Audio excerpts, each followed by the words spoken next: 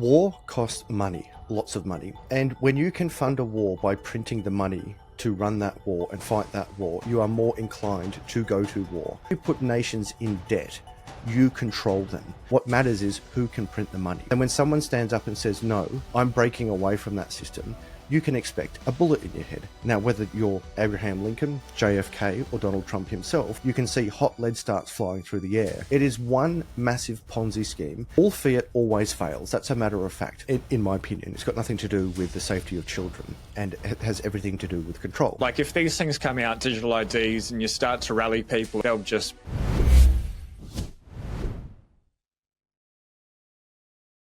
Welcome back to Gday Bitcoin. I'm your host, Sean. Join us today is Adam Stokes, host of the Adam Stokes YouTube channel and one of Australia's most respected voices on Bitcoin and digital asset education, as well as macro finance. Known for breaking down really complex topics like Bitcoin, more so inflation, and the evolution of money into clear, relatable insights. Adam's work has helped thousands of people, especially here in Australia and worldwide, understand why Bitcoin matters. In this episode, we're going to dive into some deep truths, his views on Bitcoin, the gaslighting from the Australian government, and escaping the rat race. Adam, welcome to the show. How are you? Sean, so good to see you, and what a lovely intro. Thank you so much. My pleasure. First off, I just want to say thank you so much for serving for the country of Australia. Well, I appreciate that, but I equally thank you for what you're doing here, because I think the service that we can give through education and freeing ourselves from the biggest Ponzi scheme in the history of humanity, that being fiat, we start to realize that there's many ways that we can serve our community. And what I found is that I think I can give more, we can give more by talking and learning together in front of a camera and microphone, so we can be freed from this money of war as we move into a money of peace. Yeah, I love that. So let's kick off right there. I wanted to take this in a little bit of a different direction, but how is Bitcoin a solution to fiat currency, as you labeled it, the money of war? Well, great question. Let's dive straight into it. War costs money, lots of money. And when you can fund a war by printing the money to run that war and fight that war, you are more inclined to go to war. But when war is funded by real money, that is hard money, let's call it gold or Bitcoin or labor or real estate or real assets that just can't be printed out of thin air, it changes the behavior of all humans globally. So we talk about fiat being a money of war and Bitcoin being a money of peace, because many believe, rightfully or wrongfully, that if we didn't have fiat, there wouldn't be so many wars. Now, of course, there's always going to be conflict. There's always going to be disagreements. And if you get pushed into a corner, there's going to be a reaction. But human behavior nationally, globally, will change when you have to actually work for the money that allows your troops to go to war. When you can just print your money to go to war, things change. So as we adopt a money that is fair, sound, open, neutral, borderless, and censorship resistant, the way that we look at everything around us in the macro and in the micro, and even in human relationships with each other, things change. And we can see now that when you're excited about what the future holds peacefully, the way you act beyond printing money to run the war machine and run the Ponzi scheme, you start to innovate and you start to create. So it goes beyond just printing a money to go to war. We now have a money that gives us hope in so many ways. And because it's a hard, scarce money, it changes the way we spend that money. Beyond war, Sean, if you think about, I've been test driving a car recently, and I thought, well, do I really want to buy this car with my Bitcoin? Because if I hold my Bitcoin, tomorrow it's going to be worth more and more and more, whilst my car that I just purchased is going to be worth less and less and less. So consequently, and ironically, because I'm using this hard money, in many ways, I'm better for the environment because I consume less. And because I consume less, I can now think and contribute more because I'm not just going shopping and buying the latest thing on offer. Yeah. One thing, like Bitcoin to me, and I agree with you, like if the world was on a Bitcoin standard, 100% wars would slow down, if not stop. And yes, of course, the little skirmishes and stuff, but I believe the world would be more of a peaceful place. But the way that I've seen Bitcoin adoption over the last 16 years, I've been here for 6 years, is it's really from it's a people's revolution. It's money for the people. That's where it started at the bottom. up to the top. And we can see Nayib Bukele kicked it off in El Salvador, adopting Bitcoin as legal tender, though IMF absolutely hates it. They're trying to stop him doing it all the time. But then President Donald Trump went through and he announced that they'd establish a Bitcoin strategic reserve. My only hesitation with this is a couple of things. Number one, they can print endless amounts of money to accumulate more Bitcoin and then hyperinflate the dollar away. So it's whoever hits the money printer first will win. But what's their incentive for moving over to this hard money? Because then they lose the power of the printing press and they can't fund wars, these endless socialism schemes that they want to put out. It's a lot harder to be able to control the general public if we were on a Bitcoin standard or a hard money standard. So, like, what's that transition from where we are now? People in control, fiat, money printer, guns, war, death, destruction, misinformation, disinformation, shutting it down, any view, any opposing view. How do we get to that peaceful world? So when you hold debt, the person who issued the debt is in control of you. So I've asked the question for many years, Sean, who's in charge? And if we go, first of all, we'll bring it to Australia. Who's in charge? Is it the Australian government or is it the lobbyists? Is it the banks? And what we're seeing is it's in fact whoever's got the most money. And then you say, well, where does the money come from? And it's like, well, who gets to print the money? Now we move into the global stage. The global reserve currency of the world, of course, is the US dollar. And we say, well, is the president of the United States in charge of America? Well, we'd hope so. But what we can actually see, it goes back to who prints the money. And so then when you expand it wider and you read The Creature from Jekyll Island and most certainly The Confessions of an Economic Hitman, we can see that... Great books. Oh, great books. Yeah, but particularly The Confessions of an Economic Hitman. To the viewers out there, I implore that you read that book.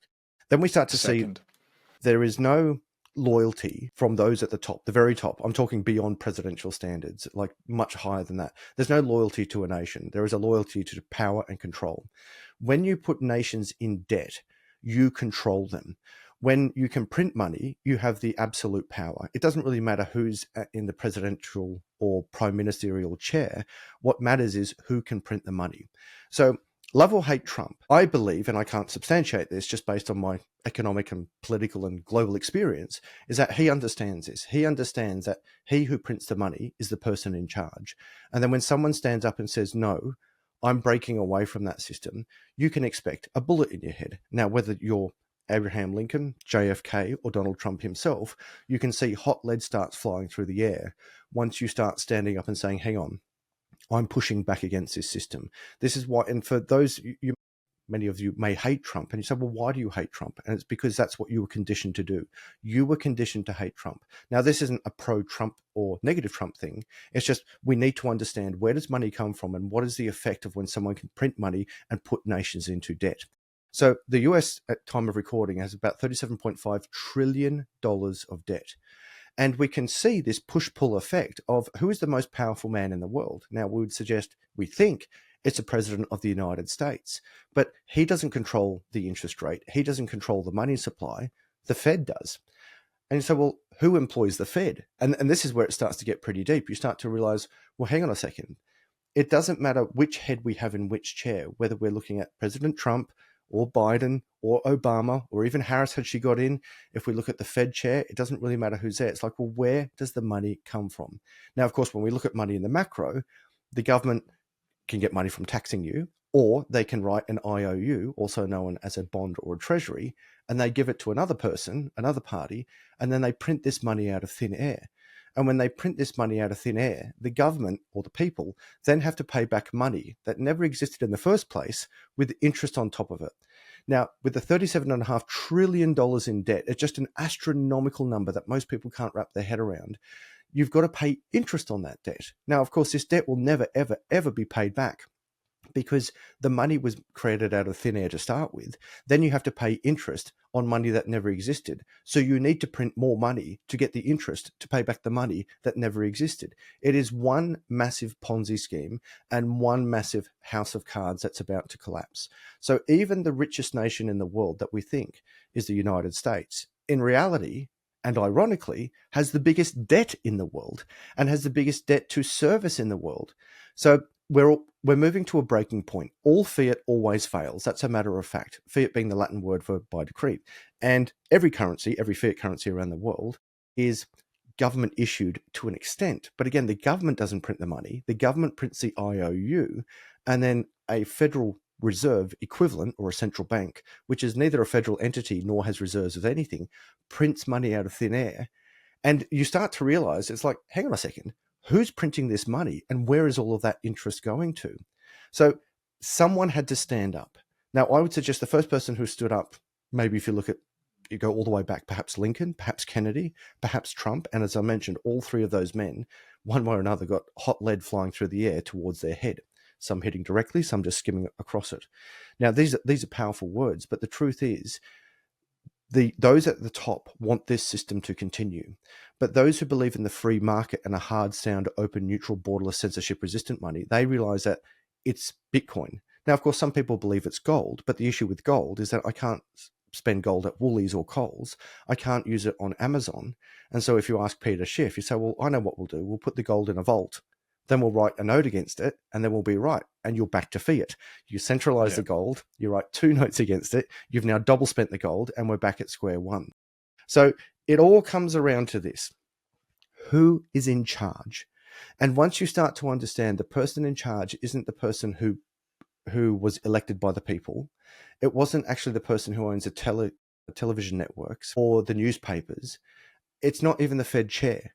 It's whoever's behind the big Ponzi scheme. And this is where you start to understand the creature from Jekyll Island. Then you link it, as I discussed, Confessions of an Economic Hitman. And it's like, it's all a facade. It's all a charade. So the reason why, it's a very long answer, I realize. It's a very long answer to say the reason why they push back against Bitcoin is because it takes away their control and their ability to print. But conversely, and more specifically to answer your question, the reason why Trump, I would suggest, and those who understand the free market want a hard, sound, immutable, open, scarce money like Bitcoin, is because they believe in capitalism and the free market. And they believe that the only way the free market can truly operate is with a free money. Not free as in we can print it, but free from control, free from corruption, free from all of the shenanigans that's happening in the background, free from inflation. So if you believe in freedom, the layer one to life, no matter if you like it or not, is money. Some people say, no, my family's the most important thing to life. Great. How are you going to feed them? Some people say, no, it's my church. Great. How are you going to support it? How are you going to build the building? Some people say, no, it's my footy club. That's the most important thing. Awesome. How are you going to attend the game? How are you going to buy a footy? How are you going to buy a jersey? And others say, no, it's just me. All I care about is myself and my health. Fantastic. How are you going to feed yourself? How are you going to put a roof over your head? It's all money. So once you realize money is broken, you start to see the effect of why life is starting to break. Then when you understand that, you say, well, hang on a second. If we can fix the money, we can fix the world. And the step one to all of this is adopting a hard money. And that hard money, some believe it's gold, but I've described the problems with gold. Most people are waking up. The answer is Bitcoin. If you've still got your Bitcoin on an exchange or you're looking to take your Bitcoin security to the next level, I've partnered with the Bitcoin Way. They offer live help for setting up cold storage, running your own node, keeping your Bitcoin private, planning for the future, using multi-sig, and so much more. They never touch your keys. They will not touch your coins. Instead, they'll show you how to buy and keep them safe. If you want to make your Bitcoin setup safer, you can book a free 30-minute call and have a chat with them. Safe Dina Moose, the author of the Bitcoin Standard, Natalie Brunel, Preston Pish, and so many more recommend the professional IT cybersecurity team. Couple of outstanding things here. You can see they've been featured in Forbes, Bitcoin Magazine, Bitcoin Prague, Zero Hedge, Simply Bitcoin, the Bitcoin Safe Dean, the Bitcoin Standard podcast with Safe Dina Moose, Bitcoin News, obviously Gday Bitcoin for a long time. They're the world experts in helping people become self-sovereign. It's not just about protecting your Bitcoin stash. Yes, they will help you do that in a very easy to understand step-by-step process. But from there, they can help you secure your data. They are your personal cybersecurity IT experts. And then step number 3 is getting a second passport, a Plan B residency. The team, very cheap, very affordable for people that are looking to take their sovereignty to the next level. You can find out more about their services. When you first log in to their website as well, they have got a free 3-minute quiz to allow you to check if you are doing your cybersecurity, your setup correctly. I urge everyone to jump onto the bitcoinway.com. I have put a link into the description for everyone. Could not recommend them enough. I've used them personally before I ever partnered with them for the channel, friends and family. They asked me to help them out. I'm like, go to the world experts. That is the Bitcoin way. So reach out to the Bitcoin way today. Yeah, I definitely agree. And I think we're seeing, like, even though gold's at all-time highs, which it is, Bitcoin's just under time of recording. Peter Schiff comes out and said, Bitcoin hasn't made any all-time highs against gold. And it's lagging behind. And then once it obviously pushes past, he will. But that's obviously still like that fiat mindset. One Bitcoin's one Bitcoin, 1 ounce of gold's 1 ounce of gold. But with what you're saying, say specifically in the US, there's the Federal Reserve and then there's President Trump, and he believes more in the free markets. Do you think what he'll do is just relax the laws, provide a little bit more regulatory clarification around Bitcoin as a digital asset, which will allow the common folks to adopt it, and it'll continue just to be this ground up movement? And then over time, that makes fiat currency less and less relevant. Is that how we get to the Bitcoin standard? Or is it just they start to put in the frameworks and everything like that, and then President Trump just says, all right, hit the money printer, let's buy as much Bitcoin as possible. They hyperinflate the dollar away. It causes chaos for everyone not holding hard assets. Can you sort of envision the way that we actually get there? Yes. So step one is actually stablecoins. So what they're doing now is they're extending the life of the dollar. And the way they extend the life of the dollar is by bypassing the Fed. Who would have thought a stablecoin could be so complicated? But the reality is, let's go to the basics. A stablecoin, as you know, is just one coin is backed by $1. So in the past, a stablecoin was backed by $1. But under the Genius Act, of course, now what they can do is that they can actually say, well, hang on a second. We can have, ironically, stablecoins backing the dollar. So again, it used to be the dollar backing a stablecoin, but now it's stablecoins backing a dollar. And this is where it gets really deep and really powerful. In the past, you needed the Fed or the free market to buy the treasuries, to buy the bonds.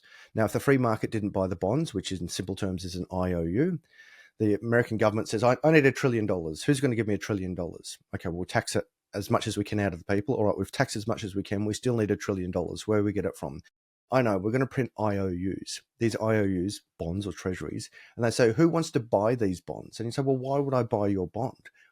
And they say, well, if you buy the bond, I'll give you a yield. I'll give you 5% on a 2-year, a 5-year, a 10-year. There's different lengths. And every year we'll give you, say you lend me $1 trillion, I'll give you 5% per annum. And at the end of the 5-year treasury, as an example, I'll give you back the $1 trillion.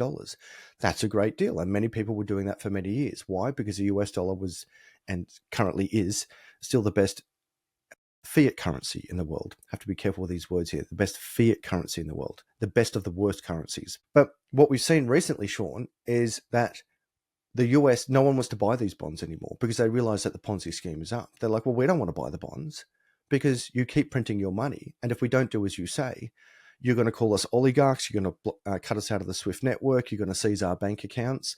And you keep inflating this money. So your yield isn't meeting the inflation rate. So your interest rate, your return, is not any good anymore because you're printing too fast and your dollar is going down further and faster than your yield return.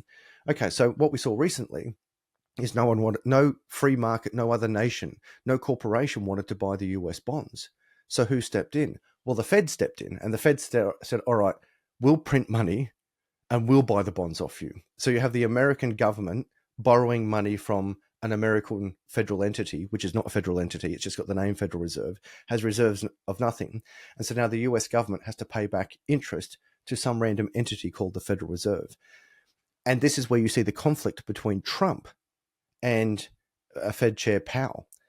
So, because rightfully, Donald Trump is saying, hey, can you lower the interest rate because you're killing us here? I can't afford 4 to 5% on a $37 trillion debt. Can you lower it to 2%? And he's like, no, I've got to do what's right for me. Now, this is a whole video in itself. But what stablecoins enable us to do now is stablecoins saying, and when I say us, I mean the US government, they enable the free market, everyone else, to say, who wants a stablecoin? And everyone goes, well, I want a stablecoin. It's like, well, what backs a stablecoin? Well, the stablecoin company they can buy the treasuries from the US government now. So you don't need a central bank. You don't need a Federal Reserve. You don't need any of these corporations, in the sense that now you can go directly to the stablecoin issuer. The stablecoin issuer says, I'll print $1 billion if you accept the treasury as the backing. And the government goes, yeah, no problem. We'll give you an IOU. The stablecoin company prints money out of thin air. Now, before it was the Fed printing money out of thin air, but now it's the stablecoin issuer printing money out of thin air. And the key difference here, Sean, is that in the past, when the money printer went brr in the United States, it was the good American people that first took that hit of inflation. Yes, it's the US dollar. Yes, it's a global reserve currency. And yes, it goes out into the global economy. But now with the Genius Act, when they print these stable coins, you can leapfrog, if you will, the reserve banks. You can leapfrog the Fed and the SWIFT network, and you can go directly into my wallet and your wallet and everyone's wallet around the world. Okay, so why do we do that? First of all, that lowers as a ratio the amount of money you owe. You still owe $37 trillion nominally, but as a real value, it's now less that you have to pay back. The best example I can give is this. If there's $2 million in the world and $1 million of that is your debt, 50% of the world's currency or the world's liquid supply is your debt. That's 50%. So in this example, $2 million is in the world, $1 million of that is your debt. So you owe 50% of the money supply back in debt. But if you increase the money supply from $2 million to $10 million, well, hang on a second, I still only owe $1 million, but now instead of my debt being 50% of the world's supply, my debt is now only 10% of the world's supply. So it's still $1 million on paper, but it's now a much lower percentage of the global supply. And that's what they talk about, inflating away the debt. So step one will be, they're going to print the crap out of the US dollar. They're going to print the crap out of it. But they're now going to do it not just through treasuries to the Fed or central banks. They're now going to do it through stable coins, bypassing the SWIFT network, the Federal Reserve, central banks, not just in America, but around the world, and go directly to you and I. That's going to take care of the debt. The second part is, as you said, someone's got to push the button first. Someone's got to start the race first. The second they go, right, we're going to print our money to buy Bitcoin, that's when it's going to be a cascading effect. It's going to be like a dam busting. You're going to see a little trickle or a wet patch, then a little bit more of a wet patch, and then bang, the whole dam is going to break. And that's what's going to happen. Step one, they're going to inflate the crap out of the US dollar through stable coins. Step two, they're going to somehow quietly, covertly, and perhaps right now they're doing it, buying as much Bitcoin as they possibly can. And then eventually, whether it's this year, next year, or in 10 years, the dollar will collapse. Why? Because it's a fiat. All fiats always fail. It doesn't matter how many aircraft carriers you've got. It doesn't matter what language you speak, what flag you fly. All fiat always fails.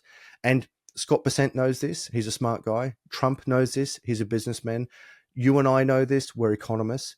It's just, okay, how do we time it perfectly to extend the life of the dollar a little bit more? How do we get a little bit more bang out of our buck, so to speak, until it all collapses? How do we reduce the ratio of the debt that we've got at the moment? And then how do we convert to the new hard money, whether it be gold, which again, I reckon they're going to double. You can't really do gold because they don't even know how much their gold they've got. But then how do we move to Bitcoin? I believe, I can't substantiate this, it's just my opinion, I believe that many nations are already buying Bitcoin in the background, but they can't do it too fast and too hard. Yeah, they're going to price themselves out of their positions. So for you and I, my friend, what do? Well, we sit back, we grab our popcorn, we enjoy the show, and we just stack sats and chill. Yeah, and put in self-custody. I think on this thread, just before I hit record, you asked what I was up to, and I said I was watching this video of Karen about the social media bill, and you're like, don't get me started. I'm like, 100% I'm going to get you started on this one. So I think this is one of the most dystopian things that's ever been proposed in Australia. I believe we're about 63 days out from this being enacted. I've got my own thoughts about this, but instead of putting words in your mouth, how do you see the social media bill?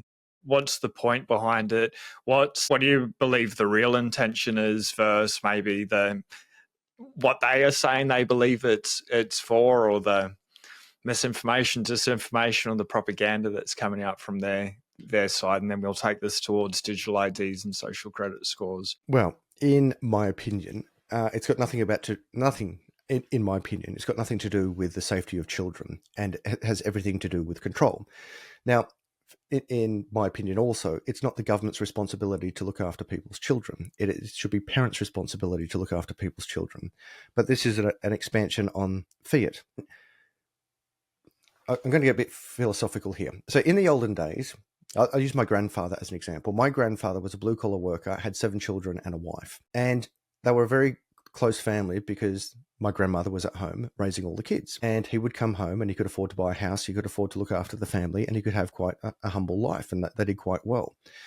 When you dilute money and you push the other parent into the workplace, you now have pushed the child into someone else's care. Now, this isn't about woman power or man power or the patriarchy. It's about economics.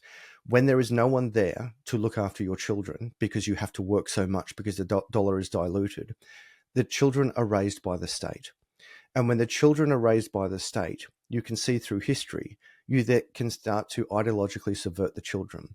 Because when you have a close family unit and the parent, whether it's a mother or a father, it's irrelevant, is at home instilling values onto the family, you have a society, first of all, a family with values, and then a society with values. And those values, over time, we can see over thousands of years, they've worked to get to where we are now. When you break down the family unit, you break it down either through family courts, you break it down through the need to do 2 jobs, 3 jobs, 4 jobs. You break it down by pushing kids out of the parents' care into centralized state care. The state then becomes the daddy state, and the daddy state can instill the values. So what's the antithesis to all of this? Well, the antithesis to all of this is truth and honesty and discussion, and what we're doing right now. In the past, the narrative could be controlled entirely by whoever controlled the newspapers, the radio, and the television. But now we've got this magical new technology called the internet, and that expanded with other platforms using layer 2s on the internet, if you will, such as Spotify and YouTube and TikTok. And that enables people like you and I to have a discussion and to challenge ideas. I'm not paid by anyone. I don't think you're paid by anyone to run this. We can see that when the news announcer reads, he's just reading off his script. He's got a script and a narrative that he has to adhere to. And if he doesn't adhere to it, he loses his job and he or she gets replaced. So it all comes down to this. It's controlling the narrative. And by controlling the narrative, you can control the population. And you can start to see, well, why do they want control over money? Because then again, you can control the media outlets and you can control the narrative. I believe that it's got nothing to do with child safety, and I hope I'm wrong, and I hope it is about child safety. But the truth is, we now all have to use ID, and you can see what's happening in the UK, and it's going to evolve to this, that we're all going to have to conform with the government overlords to have the ability to speak. And if we say something that the overlords don't like, then we'll be shut down. And you can see with the misinformation and disinformation bill, I've gone into deep thought experiments and discussions with some good philosophers on this channel. On my channel, it's like, well, who determines truth? Is my God real? Is your God real? Are there 2 genders? Are there 400 genders? Is left good or is right good? Who gets to determine truth? And truth is discovered through dialogue. But if we can't speak, truth can be suppressed and truth can be manipulated and the narrative can be put forward. We interrupt this video to bring you a really quick PSA. How safe and secure is your Bitcoin seed phrase? So many people still hold their 12 or 24 words on paper. Then they sort of upgrade to something like this. This is a titanium version. It does hold all 24 words, but look how big it is. This device, this revolutionizes it. It changes it. It makes it so much more secure. What this does, you can see there's a 1-inch washer on there. It comes with these punches that are almost microscopic. They give you a magnifying glass to be able to see the end of them because you really can't read what that says. And then they give you titanium washers, nylon washers. Think about this for x-rays, body scanners, metal detectors, border passes, just around the house with the metal detector wand, stainless steel as well. These are great for hot wallets. The titanium is going to survive a house fire. But this, compared to this, look at the size difference to it. You could fit 8 of these on this one plate, yet it still contains all 24 words. Imagine how easy that is to be able to hide. Now, the team have given a discount code for everyone. There is a link below. Now, back to the show. Yeah, I like that. So, talking about like shutting down speech, you know, when Charlie Kirk got taken out, up until that time, I'd seen so little of the man, his videos, etc. And after it happened, I was like, whoa, this is pretty full on. So I started watching more and more, and then like over that 24-hour period, I probably doubled the amount of content that I'd seen by him. And I was like, I don't agree with everything Charlie says. I agree with a lot. I like a lot, but there's some things that just don't align, and that's cool.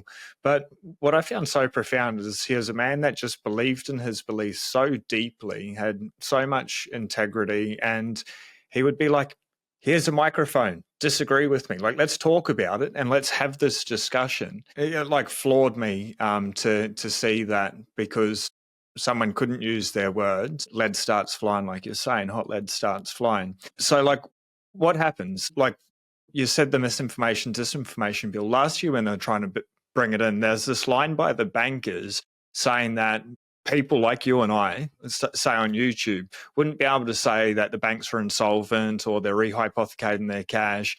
Like even if the bank was about to go bust, like Silicon Valley Bank or something, if you put out a warning like that, if this misinformation, disinformation bill passed, that then you would be classed as providing misinformation, disinformation, even if that was the actual reality, like base reality at that time. So I also don't think it's about the kids, in my own opinion. Again, like I hope I'm wrong, but say they bring this in. Then I guess a couple of questions that you raised in my mind. Who does get to control the truth? And then what happens next? Because if everyone's got a digital ID, they've got so much data, and with AI and everything like that, then that starts to lead towards thought policing in my head. Like it feels like it's straight out of 1984. I don't know if I've gone too deep down the rabbit hole. The tinfoil hat has maybe a little bit too tight. And I hope I'm wrong, but I can't see. I think in the short term, nothing will go wrong, but they'll just bring it in. But then there'll be some crisis, whether real or engineered or whatever. And then they'll start to use these powers that they've given themselves through this to like really clamp down on people having open discourse and disagreeing. It goes back to control. I mean, it's all about control. If they control the narrative, they control your thoughts. So there was this interesting experiment by the CIA years ago, and I could give you countless examples, but this is probably a simple one. So they wanted to see if they could control people's thoughts through a narrative. And there's many studies, but again, this is a simple one. So they got 18 volunteers to come to this room, and they wanted to do some social experiment. And they get 18 volunteers to come into the room. But here's the thing, Sean, 17 of the 18 were actually CIA agents, and one of them was just a member of the public. The narrator, the facilitator, comes in and goes, "G'day everyone," or "Howdy everyone," whatever. We're just doing this experiment. Thank you for joining us. We just want to start with some basics here. What shape am I holding up? And the facilitator holds up an image of a square. And he goes to the first person, and the CIA agent goes, "That's a triangle." Next person goes, "Triangle, triangle, triangle, triangle," even though he's holding up a square. And then when it gets to the 18th person, who was not a CIA agent, that person goes, "Well, I can see a square, but everyone's saying it's a triangle. It must be me. It must be a triangle." And that person went along with the narrative. Now, what that study, along with countless others, show is that as long as you can control the narrative, you can control thoughts. And it goes back to, why do so many people hate Trump? Now, maybe he's a really bad person, or maybe that's what you were conditioned to believe.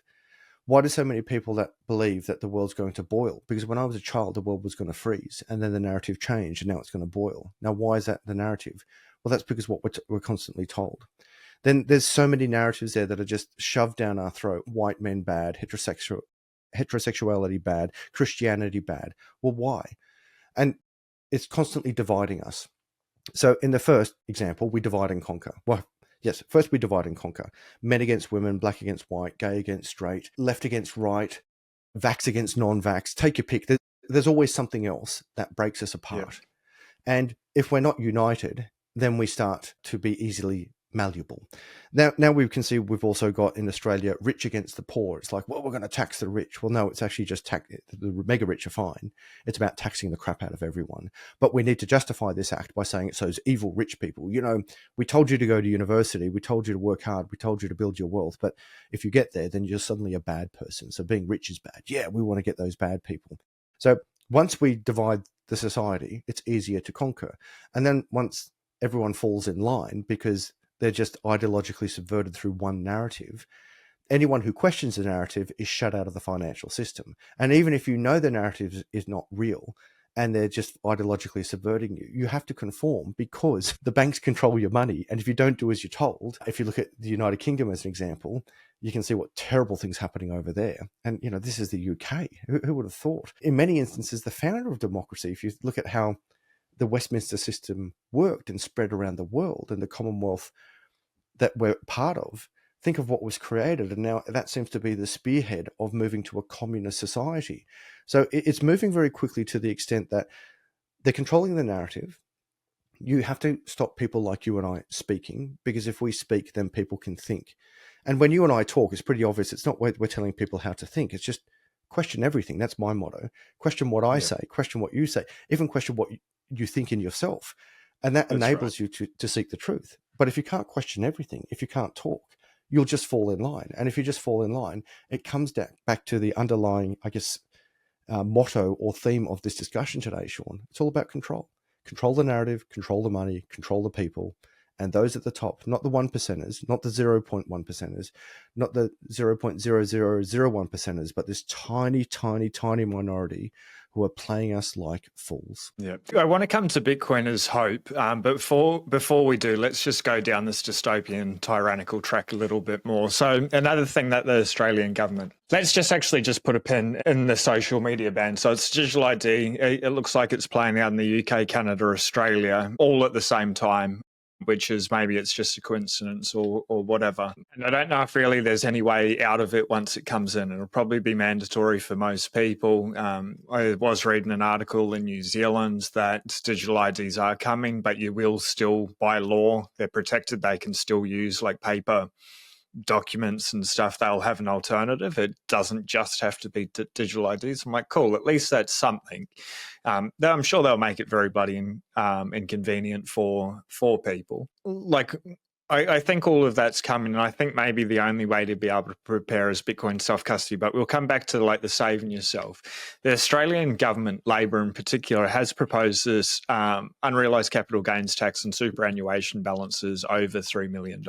I've had Jeff Wilson from Wilson Asset Management to come on the show. I've had some really high-profile people talk about it, and they're like, this is the worst thing that anyone could ever do. I think even, so you've spoken a lot about it as well, but what are your thoughts in regards to it, and especially the narrative about it's only going to apply to like 1% of people with superannuation balances? Only 80,000 Australians are going to be affected. I believe it's written, so it's going to apply to everyone over time. But how do you see and perceive it? Well, first of all, it's blatant theft. Let's go to first principles. Discrimination is wrong. So we don't discriminate. We shouldn't discriminate against someone's color or gender or sexual preference.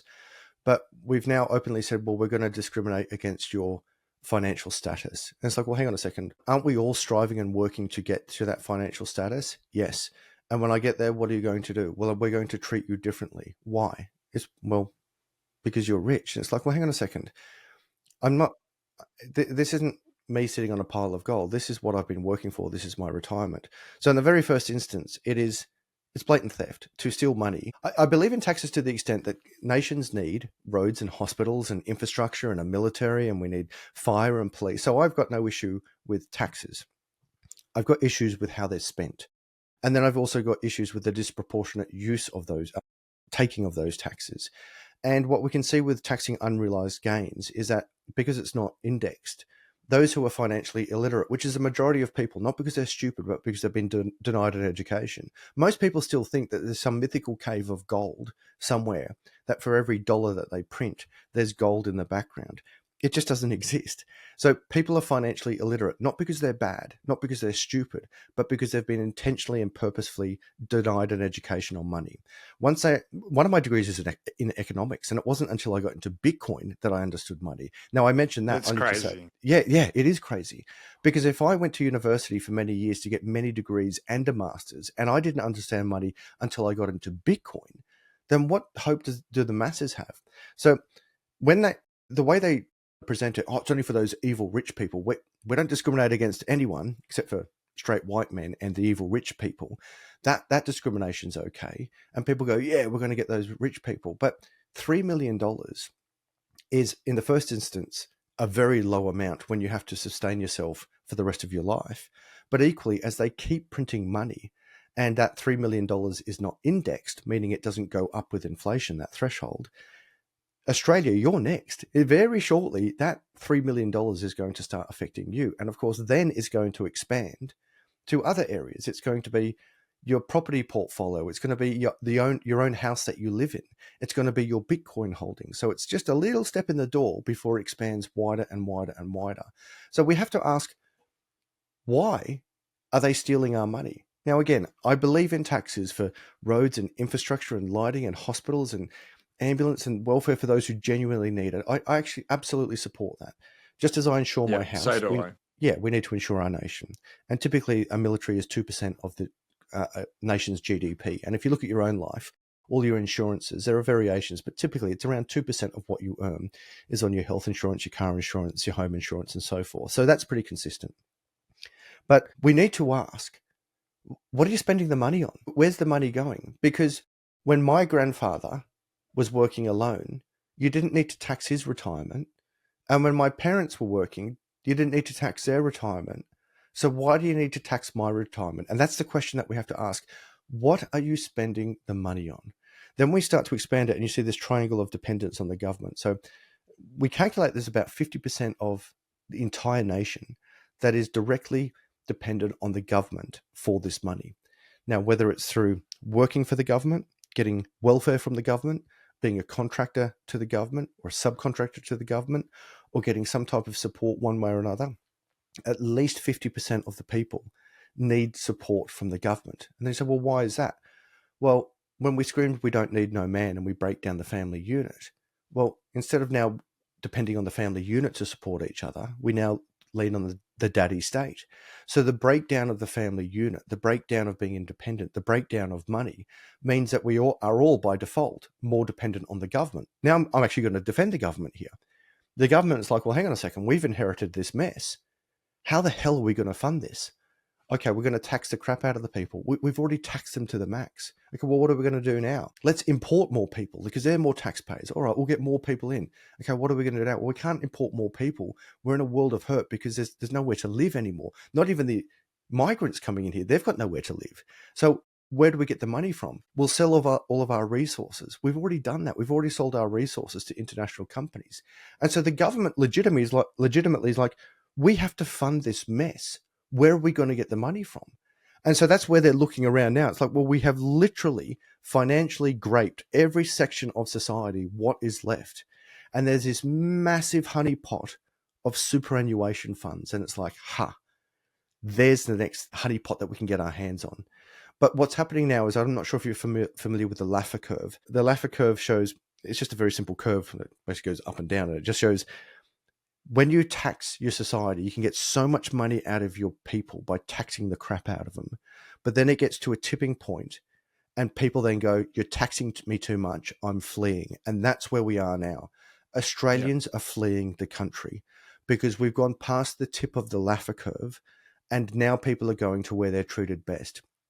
If I go to Dubai, Singapore, Thailand, even Burma, El Salvador, there's countless nations I can go to and be treated better and taxed less, even though I didn't serve their military, even though I've never paid them taxes before, even though I wasn't born there, I can be treated better as an Australian in a foreign land than I can as an Australian in Australia.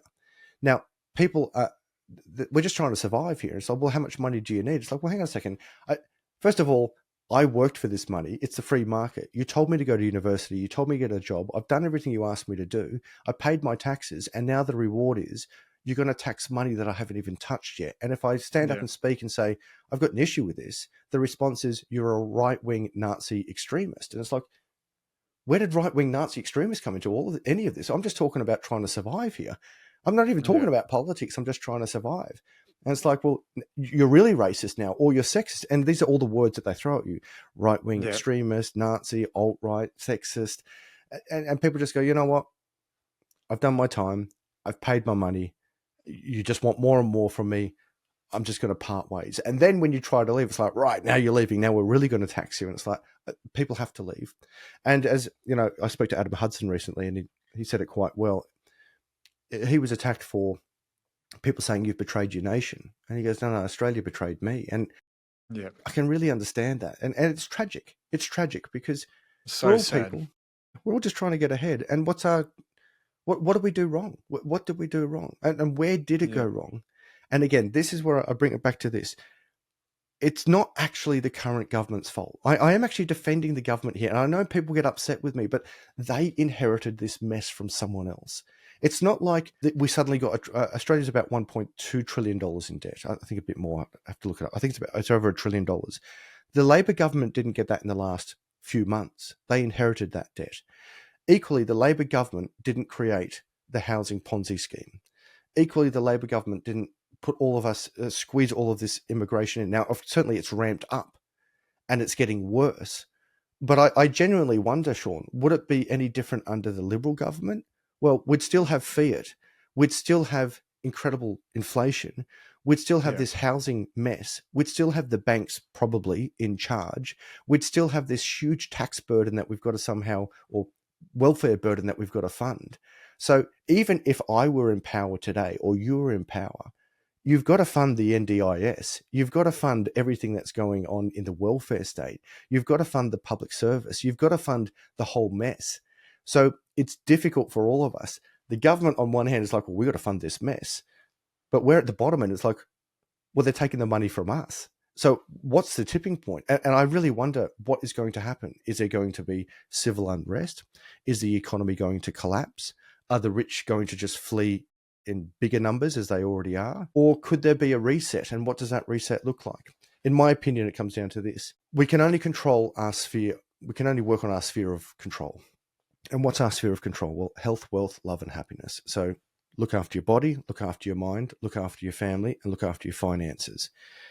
And if it's not working here, then you have to leave and go to where you're treated best. Yeah, and that's where I want to pivot the conversation. But just, I guess, maybe to add my own thoughts to you defending the government or the Labor government. I don't think it matters whether it's Liberal or Labor. It's just the system is broken. And like you're saying, it's a fiat system. Fiat as intrinsic value is $0. So everything crashes, everything gets more expensive. With it, is there anything else they can do? I don't know. I'm not smart enough. Hard money reset, go into the Bitcoin standard. But I think we need to get a little bit more pain there. In regards to a revolution, though, I guess what I see with the social media ban coming in and like digital IDs and stuff is they'll link that to everywhere with absolutely everything. You start to say things that they don't like maybe we need to have a protest against the reckless spending or whatever it is, and that gets pinged by the AI algorithm. They're like, we don't want these people to stand up, rise above us or whatever. And we've just seen with the new Australian Federal Police Commissioner that's coming. The information that's coming out is that we've seen a lot of protests coming out with right-wing neo-Nazis and stuff, and they're just aiming at the right wing, and then they're focusing on the neo-Nazis. Now, I don't know if the neo-Nazis were placed there by the left to be able to destroy the right, and if the right places when the left are marching, a couple of idiots at the front that cause all the issues. Because I think whether it's the left or the right protesting or any group of people protesting, 99.9% of them are there for their beliefs and they just want to be able to be heard. But there's the small minority in the first 1 to 2 lines that just get all the media attention and cause all the shit. But it's just such a small proportion. But then the media blows it out. But anyway, if these things come out, digital IDs, and you start to rally people or whatever, let's march for Australia or march for Palestine or do whatever the fuck you want to do to organize people to get your voice heard, but it agrees with the ongoing narrative at that stage, they'll just shut down your bank account, or if it's all digital IDs connected to CBDCs, you won't be able to get the plane or the train or the bus to be able to get to wherever it is. Obviously, we saw that in Canada with the Canadian truckers protest. People go in there, they shut down their banks. It makes it hard. So I do see that coming, and there's technology and tools like VPN and Nostra and stuff that they really can't shut down. Not something that the masses are going to adopt, and by that time it may be a little bit too late. So that comes down, I guess, like, what do you do? And I think you touched on it, is like, look into a plan B passport. So how are you approaching that and having your options open if the proverbial shit really does hit the fan here? Well, step one, you need to look after your body and mind, because I might even put my military hat on here. You need to be able to move. So I've released a series, a survival series about urban survival. So if the poo really hits a fan, what do you do if the water goes off? What if your electricity goes off? What if your bank accounts are cut off? I spoke to Senator Roberts recently, and I said to him, Senator, does the government hate us? And I asked him that because, the cost of living is out of control. We don't seem to be heard. As soon as you raise the flag, you're a Nazi. As soon as you speak, you're extreme. The opportunity to talk is being shut down, as we're talking about with digital IDs and the Mad Bill and the e-Karen and so forth. And I asked a question with sincerity, and I said to the senator again, does the government hate us? And I was hoping the senator would come back and say, no, the government really cares about you. They're just facing all of these issues. But without flinching, he said, the government doesn't care about you. And again, this is coming from a sitting Australian senator. Now, that's one senator and his opinion, and I can only go on what I'm seeing at the moment. And I genuinely wonder if the government hates us. So it's like, well, if the government hates us, that's an issue. But if they don't care about us, that's probably an equal issue, because they're not here to help me. They're here to control me. Now, again, I don't know. I only asked the question. So I said, well, what can I do? What are the options I can do? Step one, you need to look after yourself and your finances. So you need to look after your health, your wealth, your love, and your happiness. The very first thing is your health, because if you can't move, that everything's going to be difficult, right? The very basics. And when I say move, I mean like literally walk. Things become more difficult when you can't walk. Think about when you roll your ankle, everything becomes more difficult. But if you don't have money, that becomes very difficult in itself. And if all of your money is tied up in a central system that can just flick the switch and cut you out of that system, that's very dangerous in itself. So you need to prepare. Now, some people go, oh, you stupid preppers. And it's like, well, no, every time I put the seatbelt on in my car, that is a form of prepping. Every time I put shoes on, I'm prepping in the sense that I don't want to hurt my feet when I walk outside, unless I'm at the beach, if you will. So you need to prepare for what could happen. You need to prepare at a minimum. What would you do? Everyone do a thought experiment. What would you do if the logistical supply chain shut down for 7 days? Like, everyone look around your home right now. Do you have 7 days of water? And you say, well, I got water in the tap. No. If that system shuts down, do you have 7 days of water? Do you have 7 days of food? Do you have something you could trade? Now, many people say, no, it's $1, it's the banks, it's Bitcoin, it's gold. Look, I can tell you right now, when the poo hits the fan, big time, your gold doesn't matter, your dollar doesn't matter, and your Bitcoin matters. What matters is the barter economy. And people say, well, no, gold is the ultimate barter. Well, I can't substantiate gold. I don't have the little meter with me. And if I did, if there's no electricity, I can't recharge that. So what's a good barter economy? Food and water, obviously. Yeah, but then you got random stuff like batteries and lighters and, I hate to say it, but weapons. But even some really powerful things in the barter economy is cigarettes and alcohol and medicine and Band-Aids and Panadol. And all of that becomes a currency in itself. Now, again, we're going deep into the prepper realm here, but I remind everyone, what happened with toilet paper when the pandemic hit us? You had, fat middle-aged That women. is so stupid, man. Punching on for poo paper. Now, if you reckon things get crazy over poo paper, you wait until it's food. You haven't seen anything yet. Until when people are hungry, shit gets crazy, real fast. Now, again, I say that you should have, I've mentioned 7 days, but I really believe 30 days. So you need to be prepared. Could you sustain yourself for 30 days? Now, whether that's just pasta and water, go for it. That's all you need. Rice and water, you're good. Do you have an ability to move? Do you have a plan to communicate? And where do you run to, or do you just stay still? The key to survival is really mobility is key. But then if you're going to move, where are you going to move to? How much fuel have you got, and what vehicle have you got to move in? But if the state is locking you down, then what are you going to do? So this gets into some pretty dark places, but there's nothing wrong with preparing. As I said, And it's not hard either. Exactly. It's not hard at all. When I get in my car, I put on my seatbelt. When I ride my bike, I put on a helmet. But then you have to ask, well, what happens if the global supply chain shuts down? What happens if your bank account shuts down? What happens if the government shuts down? That would never happen. It's happening in America right now. What happens when the bank shuts you out of the system? Just ask these questions. Happened to me twice last week. The bank shut you down? Yeah. Really? Bitcoin. Yeah. Dare I ask what bank you're working with? No, because I'm still banking with them, and it's our company bank account. And they're pretty good at the end of the day. Like, it's a hassle. So it's happened to me 5 times before this. This was twice in 24 hours with the one bank. And the first time it happened, I'd just moved a whole lot of Fiat to buy Bitcoin. Not long after, I went to log back into the bank, and it's like, this account has been closed. Then I got a text message on my phone saying your internet banking app, your cards have all been cancelled, and your online banking pin's been cancelled. I'm like, what the fuck? So I called them up straight away. I was on hold for 10 minutes. And once that person picked up, within 15 minutes of the phone call, so 10 minutes of that was on hold, so 5 minutes talking to them, I had my account access back. They said that they'd sent the funds and stuff, because I said, I'm going to keep doing this. I was doing this transaction, going to do another transaction because of the daily limit. They're like, that's all cool. We'll leave notes and stuff. And then I wake up the next morning. It was on a Monday, woke up on a Tuesday morning, and just checked my text messages, and there's ANZ, and I read it, and it came through at 1:28 at nighttime, or in the morning. And it's same thing. Your account, your cards, they've all been cancelled. You can't log into the internet banking or whatever. Your internet banking pins been cancelled as well. And I'm like, fuck, there's got to be a joke. Maybe it's just a repeat of the first message. Jumped on to check the internet banking, totally done. That time took a little bit longer to be able to get on. It was half an hour on hold. Ended up speaking with them for, 10, 15 minutes.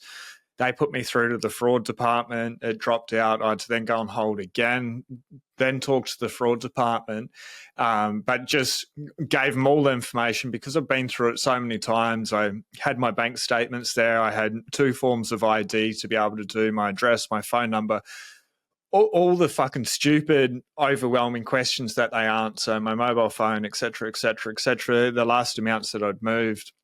So I just rapid fire, just and just gave them all the information straight away, told them what it's doing, told them about the YouTube channel. I said, this going into Bitcoin. Can you stop locking down my account? And he's like, I'm so sorry to talk about the fraud and blah, blah, blah. I'm like, whatever story you want to tell me, that's fine. I'm going to keep doing this. Stop locking me out, or I'm going to change banks. But then he's like, good, brother. I get it. We've dealt with that exchange a lot. That's no issue. And gave it all back to me and stuff. But I think he was a bit of a Bitcoiner. He was laughing, and he was saying sorry about this, and that he got it and he could understand and stuff. And he's like, what are you moving this money for? I'm like, because fiat's absolutely worthless, and the interest rate that you guys pay is shit, and nothing's ever going to outpace inflation, aside from Bitcoin. Well, not to the extent that Bitcoin does. It's all good. You shouldn't have any hassles from us.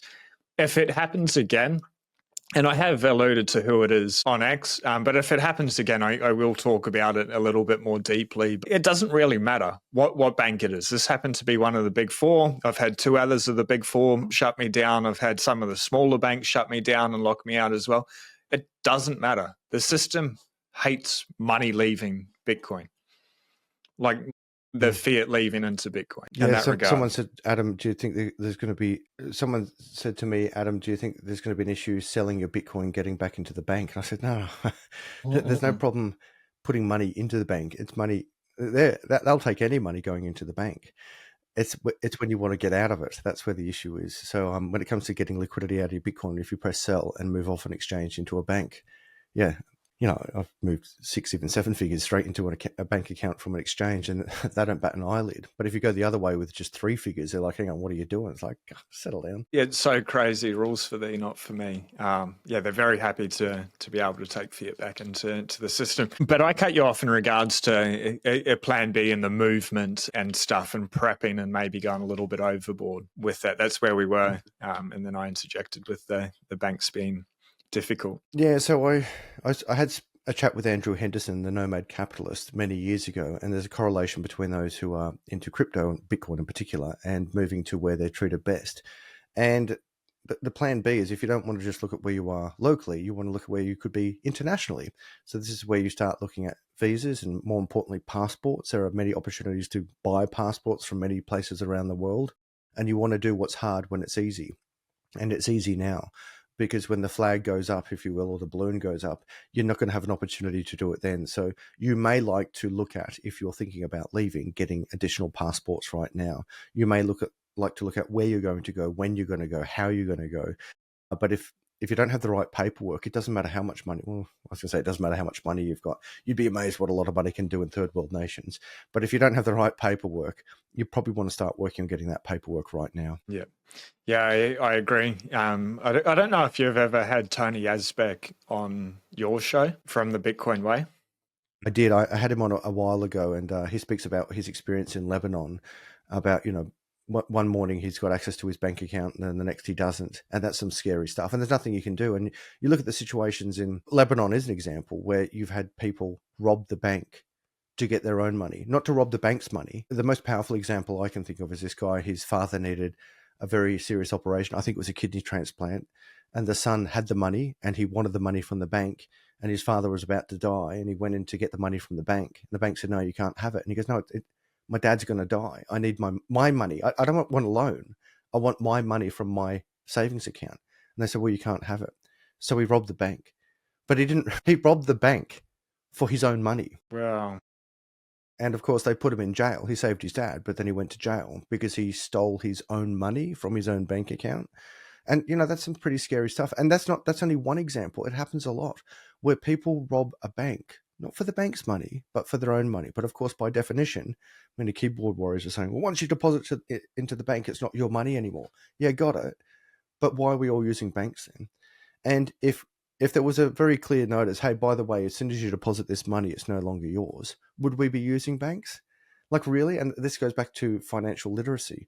We are financially illiterate as a people, for very good reason, not for our benefit, but for the bank's benefit. Yeah, I agree. I guess the reason I brought Tony up, as well as like helping people get Bitcoin into self-custody, they help people get Plan B passports as well. But I think that conversation, like within the family unit and stuff, for the viewers watching at home, is to take it seriously. And by preparing now, maybe nothing gets as dystopian as what we're sort of alluding to could happen. It's just one possibility. Maybe everything turns out hunky-dory and it's all good and it's just a great, amazing party and everyone's happy drinking the Kool-Aid and stuff like that. And then it doesn't matter. Bitcoin's still number go up technology. You're still going to get wealthier. You're going to be able to buy your time back.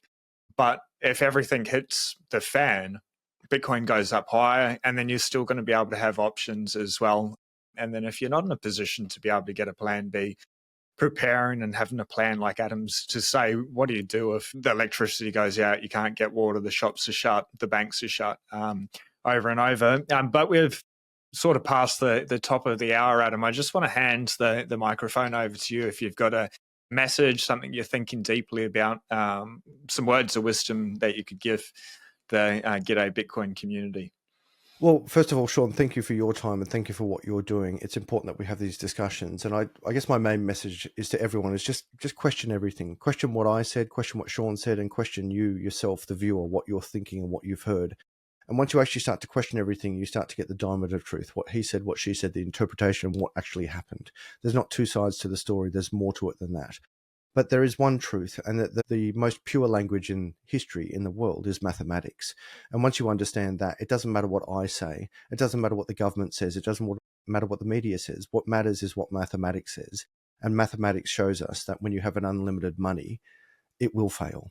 that is a money that is printed out of thin air, linked to nothing, it will always fail. Not because I say so, but because that's the rules of the free market. So if you understand that an unlimited money will always fail, you have to say, well, what's the opposite to an unlimited money? And the opposite to that is a scarce, hard-capped money. And the only hard-capped money that we've had in history, it's not gold. We don't know the supply of gold. We don't know how much is in the ground. We don't know how much is circulating. We don't know how much we'll get in the future with advancements in technologies and the changes in laws. That is, could we go deeper into the oceans? Could we now mine more gold out of forests that we couldn't touch before? Those are all unknowns that make the supply of gold very difficult to calculate. But when it comes to Bitcoin, it is known how many there are in circulation, how many there will be in existence. And once you start to understand that, you start to understand why Bitcoin is the future. Absolutely love it. Ladies and gentlemen, I'll put every link to be able to connect with Adam below's YouTube, X, your other social medias website as well. But thank you so much for jumping on. I think we'll have to do a round two. There's so many rabbit holes to be able to go down with Bitcoin. And I guess the way, just because some of these things were a little bit dark in this conversation, I believe when you have Bitcoin and self-custody, it's pretty easy to be able to talk about this. We could be both wrong and it could just be happy days, or it could get way, way worse. But when you've got Bitcoin and self-custody, I feel it's easier to be willing to be able to participate in these conversations because you can see that bright orange future that is coming. And I guess after even just a couple of years in Bitcoin, you're already sort of like living that bright orange future as an individual. Absolutely. I like that. Bright orange future. I'm taking that with me. Love it. For everyone out there, if you haven't already, hit subscribe if we vibe. Then do something nice for yourself today, for somebody else out there. Be blessed.